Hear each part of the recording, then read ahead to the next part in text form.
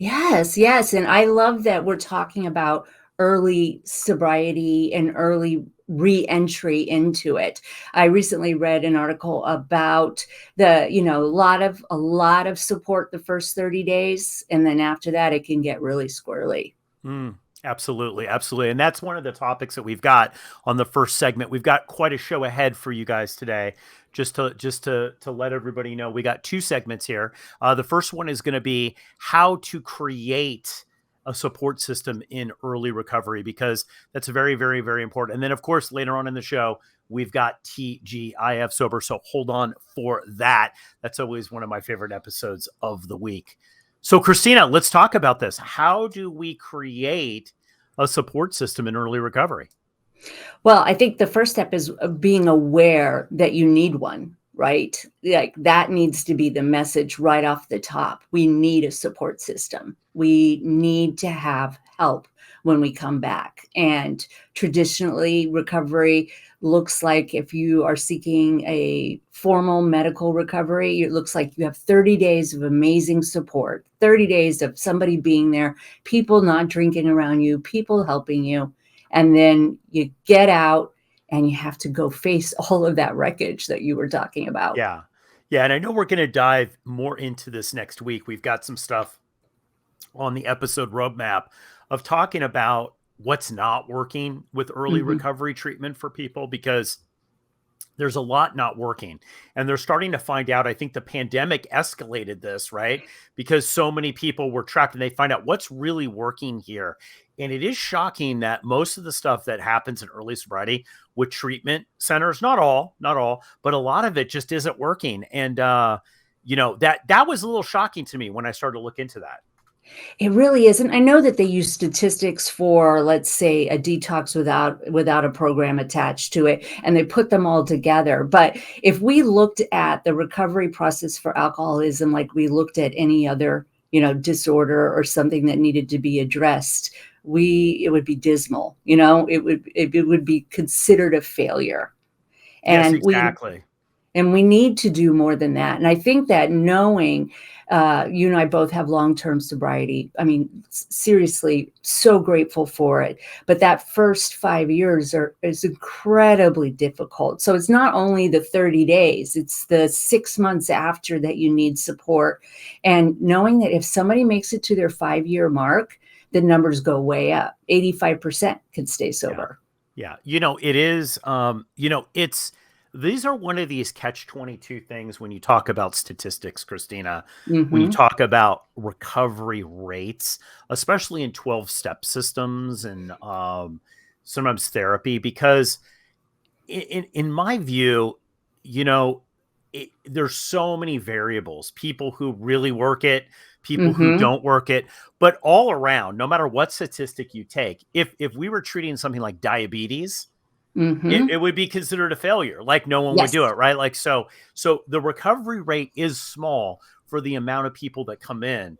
The question really becomes, are the people who coming in that are really working it and have a really good support system, are they at an advantage? Do they have a higher recovery rate? And I would say that is yes. I would too. I would absolutely say it was yes. It was, in my case, it was the one of the cornerstones, if not the cornerstone, having a support system. And I did an outpatient treatment.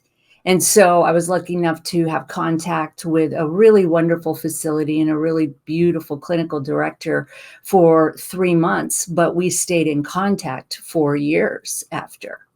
That is so great. And listen, Christina, one of the things that I want to talk about here with this topic was how to create a support system in early recovery. How do you do that, right? Like, so people might not have the kind of resources Yes. that other people have, right? You might not be able to go to a rehab. You might not. I did not go to a rehab. I will tell you Mm. right now. So I was one of those people that did not do that. So how do you do that if you don't have access, let's say, to an inpatient treatment center? Well, my first step was to find a meeting that I felt like I was at home. And so I tried many. There's a saying in 12 steps, 90 and 90.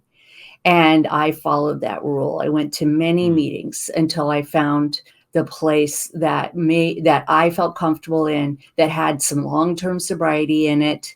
And it became like a little family. I was 27 and I needed the guidance of others.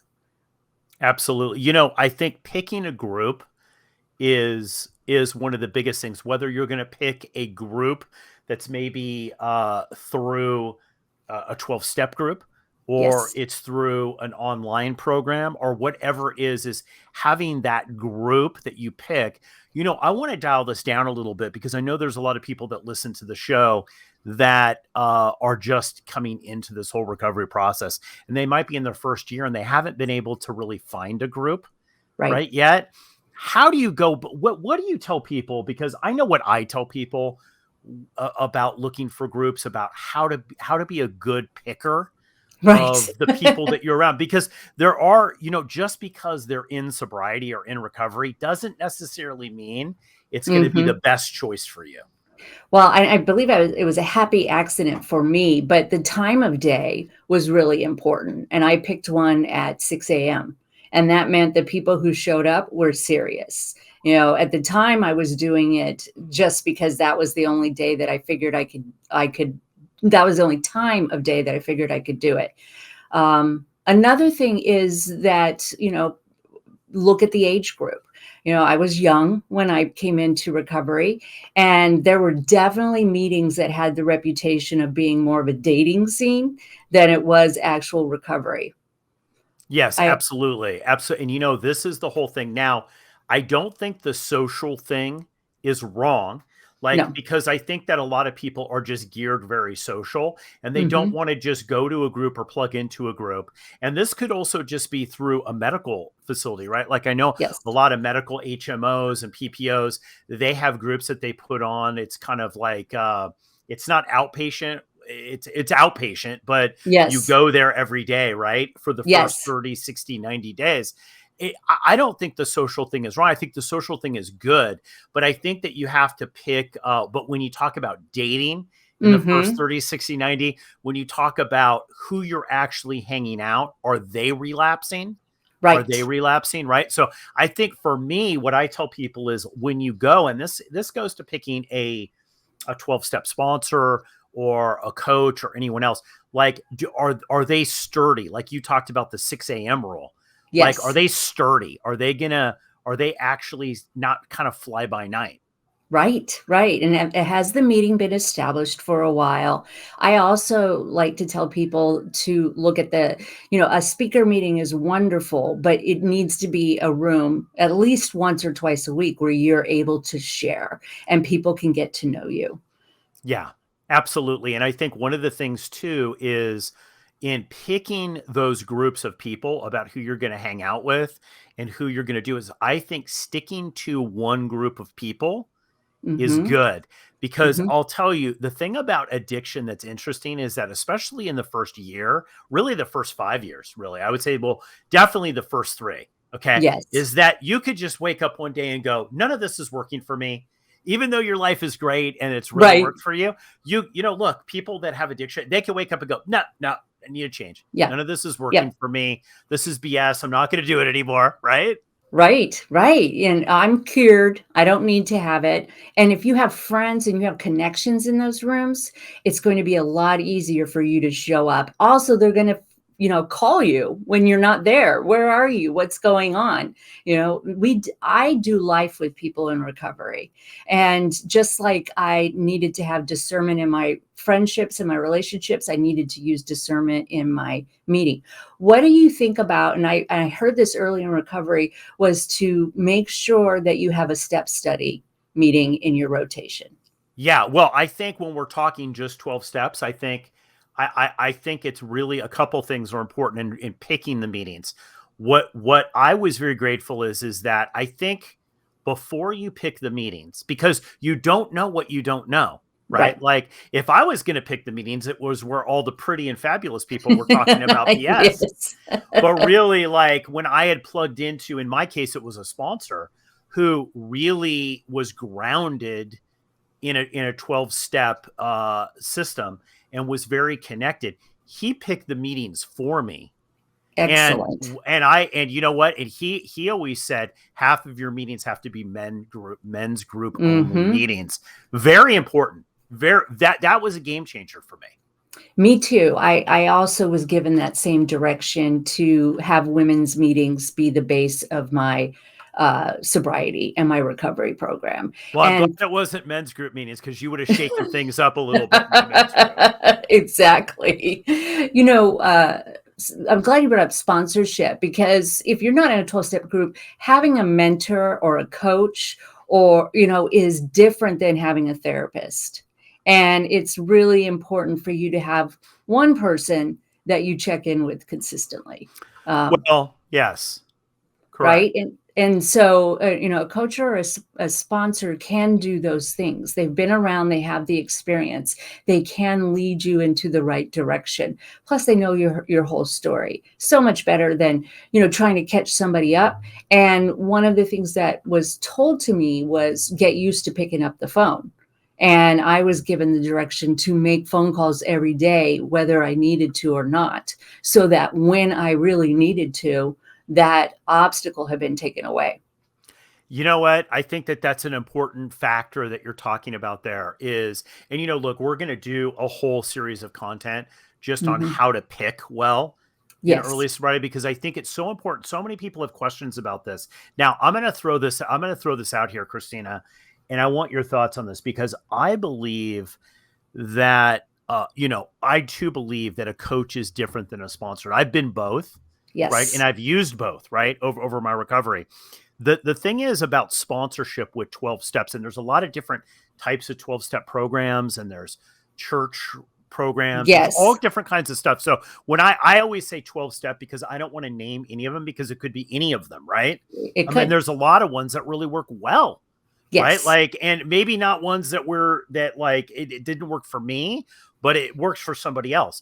So I'm all for whatever works for you. Right. But one of the things that I've seen as a mistake is there's this idea that I'm going to pick some sort of 12-step sponsor or some sort of church-based sponsor that is going to work for me for free, basically, right? Right. And is going to do it as a service commitment. That's going to hold all of the answers that I have. That's going to be able to solve all of my problems. And I found that that is a huge mistake. I think if you go into 12 steps and you're seeking somebody to help you in 12 steps, find somebody who's really good at 12-step sponsorship. They're not going to be your therapist. They're not going to talk to you about trauma issues or codependency or anything like that. So true. And, when I was attending 5 or 6 meetings, I would see the ones that wanted, minlings. They wanted to be worshiped, and that might have kept them sober. But I really recognized at the beginning if you're going to a 12-step group, you need somebody who knows the steps completely. And I have done very different things as a coach than I did as a sponsor. I knew, and it's even said that in the program, that our job is to walk you through the 12 steps. Yeah, absolutely. Because, if you pick somebody that you think is going to have the solution to all of your problems, look, I have gotten incredibly bad advice on certain things, right? Like we were talking about finances. Like, I think that it's so weird, because you would not go to a mechanic. I always say this. You would not go to a mechanic who was unable to fix his car. Right. For advice. But like in 12 steps, we go to people who were not able to control their alcohol or drugs to get advice on how to not, right? Like it is a little there. It's baffling. Like when people cause I've had friends that they don't have addiction problems at all. They're like, this makes no sense at all. You're going to these people that, right? Like it works, but it works. And so here's the thing, but not so much with other things. So for example, if I don't go to somebody, a friend of mine, like I have friends who have a lot of financial wreckage. I'm not going to go to them and say, hey, can I get some tips on how to pay my taxes on time? Right. And they haven't paid their taxes in 5 years. Like, I'm not going to necessarily do that. You have to go to the right source for the right thing. You really do. And, when we first get out of a program or we first come into recovery, we don't necessarily know. That discernment isn't there yet. And so it's good to have these kinds of conversations so that when you're trying to figure out who do I contact, make Right. sure you know you have lots of options too. You have a sponsor that possibly can walk you through the 12 steps, let's hope. You have the option to join a group and work on those other issues. You have the option to get a therapist. And I believe if you're capable and able to, having all three is a really, really good recipe to maintain your sobriety and get you into recovery. Yeah. And I think we talked about coaching. What's the difference between, in your opinion, Kristina, coaching and sponsorship? Because I see them totally drastically different. Well, as a sponsor, my one job was to walk you through the 12 steps. And that was what was limited. As a coach, we talk about all of the other things that need to happen in your life. And a coach, my coaching program is based on my experience and finding people that want to work specifically on their codependency issue, which there's many, is really the part where I'm able to walk them through all of the relationships. With a sponsor, you have one route, right? One tool, make an Yeah. And I amends. think mentorship, we mentioned mentorship is great too. Have decades of sobriety, I do mentorship now where Hmm. I have gone to people to say, hey, you're really good at this particular issue, Right. right? It doesn't necessarily have to do with a 12-step thing, because the problem is all this bleeds into each other, right? Yes. And what I like about coaching is coaching for me, like using a coach, it allows me to have kind of a quarterback that Right. can look at the whole thing to say, it's like, okay, look, you need to work on this thing with your therapist, or, Yes. and you need to work on this thing in the 12-step group, or you need to work in this in mentorship. Find somebody, like, so for example, like I'm a mentor to people that are in my 12-step group that are trying to grow their business a little bit, but it has to do more about their recovery or Yes. wreckage or something that's going on. It's not necessarily business advice necessarily as much as it's like hybrid. So, and I have people that help me out too, Kristina, that, like, I have a friend who's really good at one particular thing that with relationships that I really, really count on a lot with great Hmm. advice. And he's mentored me on like how to have better friendships or how to make connections with people. Exactly, exactly. And there's always the time compression with a coach too, that you're able to really dig deep into one area of your life with somebody and truly pull it apart and rebuild your belief system. What's next, Kristina? What else do you think that people really need in creating a support system in early recovery? Well, I think that the next thing is about those relationships. As an interventionist, we treat the entire family. It's not just the addict. We ask the entire family that is surrounding the addict and wants to support the addict to go to their own allied programs. But as a person who's early in recovery, you need to have one or two people that actually understand what you're going through. And you need to be able to have the courage to set the boundaries within the relationship. You don't want a family member taking you off track. And they may well meaningly want to help you, but we need to know up front that we've been in treatment. We've had 30 days or 60 days, or we've had sobriety for 90 days, and we're dealing with people who probably haven't. And I think that understanding that relationships can get really sticky when we first come out of recovery and have that set expectation, it's one of the things that we have to cross. Well, I think one of the things that we discuss this a lot on the show, and on Recovered Life, is that there's a shock when you come from a dysfunctional situation, let's say, you then get sober. You're now Hmm. sober, let's say, for a couple of months, 90 days, and you look around and you go, oh my God, this is a crazy situation. I can't deal with these people. Right. Which is, and it's funny because a lot of the times in coaching, you realize it's like, well, you made these people, right? Like Yes. you're a huge component, but now because you're no longer playing that game, you're no longer in that role. it's like the whole system breaks down. And look, I'm a realist a lot of times with this, that I am with coaching, is that, you could say, oh, people should go to their support groups or affinity groups. Mhm. Or yeah, the reality is that a lot of people say, well, you're the one that had the problem. I'm Right. not going to do crap. I'm the same person I was the whole time. Like, so it sounds great, but maybe out of a whole group of people in your family, maybe one will do that in the next couple Right. of years, right? It's Right. not as quick as like everybody's going to say, yep, I see my role in this. Well, the relationships change when 50% of the relationship has changed. So if you've Yes. had a transformation, your relationship as you remember it is no longer available to you. These are all new roles and rules. And so it's important to remember that they need time to adjust to that.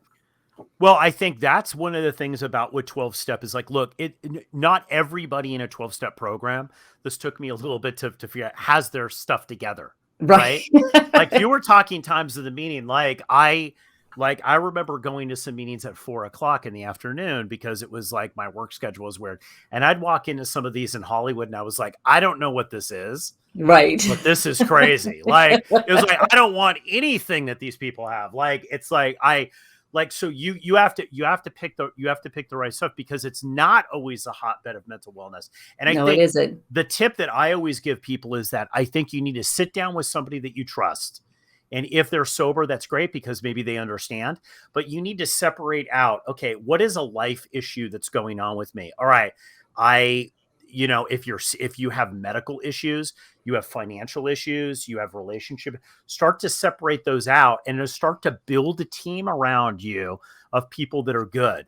One of the biggest true. things that I learned early on is I did a good job, and I had people in my life that would say, you need to talk with this person about this issue. Right. Right. And it wasn't necessarily a paid thing, right? No. I didn't pay them anything, right? Like, I did some trades sometimes with people if they went out of their way, but I didn't have the money in Right. early recovery to do it. But what I found is that there were more than enough people out there that were willing to get me on the path. So true. I absolutely did the same thing.